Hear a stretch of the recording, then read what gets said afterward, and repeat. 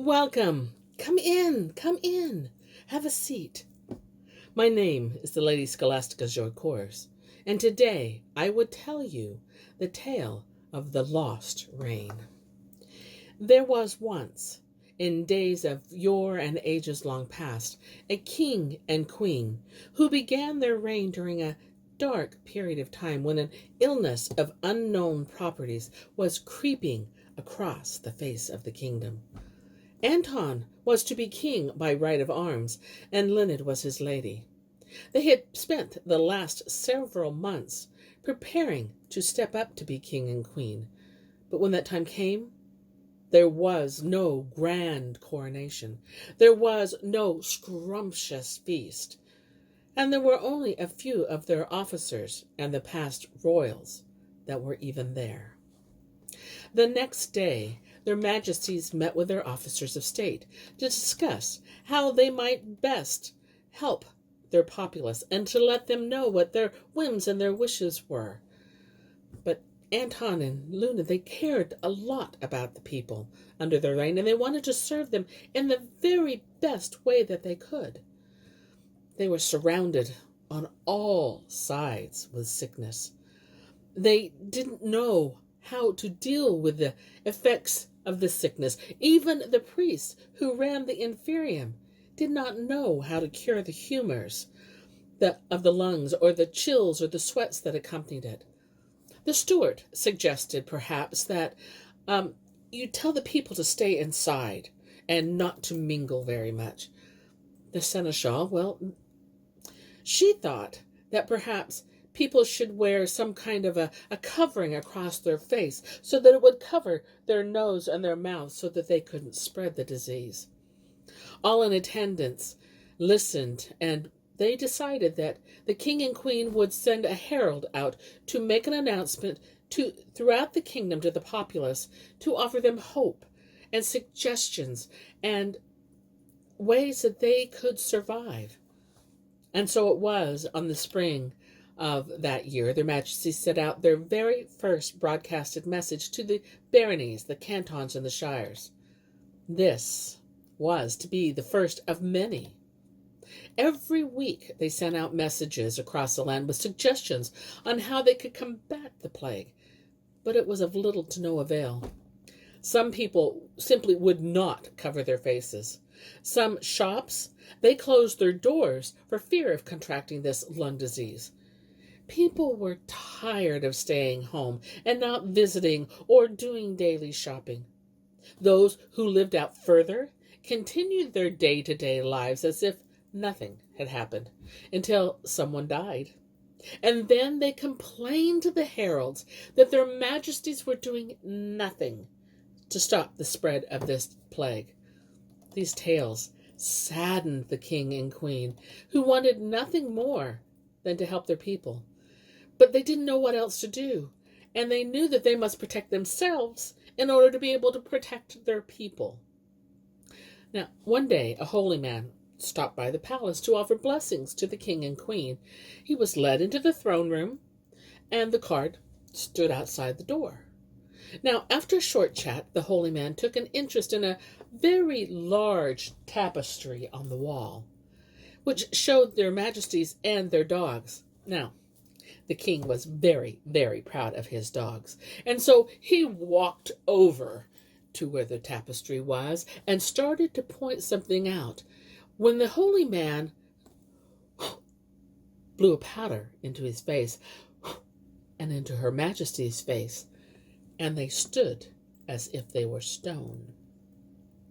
The man, who was in the skies of a mage at that point, the enchanter, he took their hands and led them to that tapestry, where he moved aside the tapestry, and they walked into the hidden passage and down the corridor to where they could leave the building.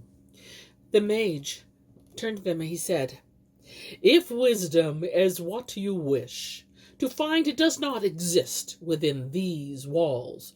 So each day you must leave these walls and walk through the kingdom as a dog. Discover how to serve your people, Once back inside the walls of this castle, you will be returned to your former shape. When you have gained control of this illness, this enchantment will end. Now go." And he pushed them outside, and he disappeared. And Anton and Leonid, they looked and acted like their dogs. Then they realized that fate had dealt them these cards, and they prayed to the Almighty God that he would protect them. In their form as two great dogs, they ran down the street into the middle of town during the middle of the day and found the streets were fairly empty. He noted that as people came out of their homes, that they crossed themselves and then covered their faces. Then they also looked and they noticed that some of the shops were closed, and others, they noticed that people weren't wearing their masks at all. Some were carrying bundles of angelica and wormwood or valerian and constantly smelling it, just to avoid catching whatever was in the air. They noticed people up on the second floors were doing their laundry and putting them out the windows and chatting back and forth between them. They saw other people sitting in their homes just drinking and laughing. The sun soon began to set, and so they ran back to the palace on all four legs. But as soon as they entered the castle, they resumed their former shape, as the mage had said. This was more than a little bit unsettling. The next day, the king called in his steward and seneschal and told them what had occurred with this holy man, who was really a mage, an enchanter. And while it was alarming, he also saw it as a chance to learn more about the people in his kingdom and how best to serve them. He turned to them and he said, please keep this a secret and handle our daily affairs while we are out searching for answers. We promise to meet once a week with the other officers of state and to continue to communicate with the populace week by week with any survival help we might find.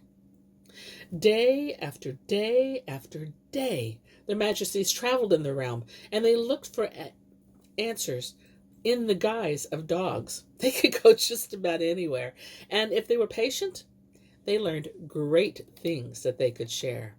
For instance, in the barony of Hidden Mountain, they found women were cleaning the floors and their clothes with vinegar because they thought that it would protect them from this disease. And they noticed that there weren't as many sick people in this barony. So that week, when the heralds made their weekly announcement, they told everyone that vinegar was a great deterrent to the disease. In the barony of Windmaster Hills, they heard that people believed that the air was too stiff and that loud noises were needed to break up the air. So drumming circles and singing were heard at nightfall so that the air would become clean and clear and that they could rest easier. So that week, the announcement from their majesties was to have the bells toll from the local churches at sundown, and that drumming and singing would lift their spirits and clear their lungs. Now, while these weekly announcements were helpful and things began to look like the disease was going to break, there were still deaths, and that made no one happy. And just as their majesties were beginning to think that there was going to be a break and they'd be able to hold their own crown tournament to find their own heirs, the plague numbers rose, and they lost a good number of souls, and they had to postpone the tournament. You know, there were days that Anton and Leonid wanted to stay home, but the enchantment forced them to go out every single day, even if it was only for an hour.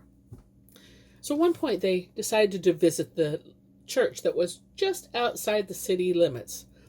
And when they got out around the walls and they walked into the inferium, they found that all the beds were full, and there was a lot of coughing and chills, and the priests and the nuns, they were all working really hard to help these people. Outside, they were burning aromatic herbs to ease their pains, and inside, they were mixing herbs with warm ale to rid the body of phlegm, or they boiled mint and parsley with wine to help their chest pains. Again, they put this into an announcement from the throne and heralded it to all the people. The people knew the voice of their majesties, but they had never seen them, and they really didn't know much about them. But they knew that they cared. Recently, while they were traveling through the barony of Bright Hills, they noticed a huge kettle in the middle of the town square with a fire beneath it. Linnet, she snuck up to the pot and looked inside. And the cook reached over and scratched its little ears and said, "Don't worry. The stone is for the minerals, and what the people bring will feed us a tasty stew." True enough. The people brought whatever they had and put it into the pot. And when it was fully cooked, one member of the family came and collected enough for their family. And everyone ate. And when the sunset came, they all began to beat their drums and sing to clear the air. Another time, they were in Ponte Alto, where they witnessed a fool who wanted to play a trick on two friends. The friends had been friends since they were little, and they built their houses across from each other, and they had the same kind of jobs. And that day, they took a break midday and were sitting in front of their houses and chatting, when along came the fool and walked right between them. And the one man said, "That was a beautiful red coat." And the other man said, "No, that was a beautiful blue coat." Red, blue, red, blue. They began to argue. They began to fight. And pretty soon they were no longer friends. Then the fool turned around and walked back. He said, "You're both right, and you're both wrong. For half of my coat is red, and half of it is blue. I guess it depends on your point of view." The two friends began to laugh and carouse, and the fool turned around and left. Now the king and queen, in their guise as dogs, saw and heard so many stories that they could fill a book. They were never recorded. When the following spring came and the air cleared and the sweet smell of renewal was in the air, they also saw that the disease was mostly controlled. So the king raised the ban on large group meetings, and a crown tournament was planned, and they found new heirs. As for Anton and Linnet, when their new heirs had been trained, they held a grand coronation and a sumptuous feast. And then they silently left the palace, free of their enchantment and the responsibilities to the crown, and they simply went out and spent their days in the farthest reaches of the kingdom in peace with their dogs. No one remembers much about the reign except the illness. There were no grand activities.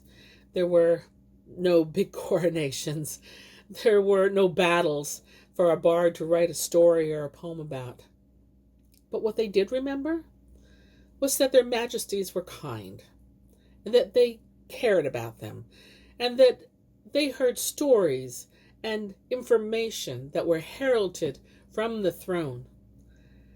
And they left their reign when the people had hope. My tale for now is through. Be it false or be it true, I leave that decision up to you.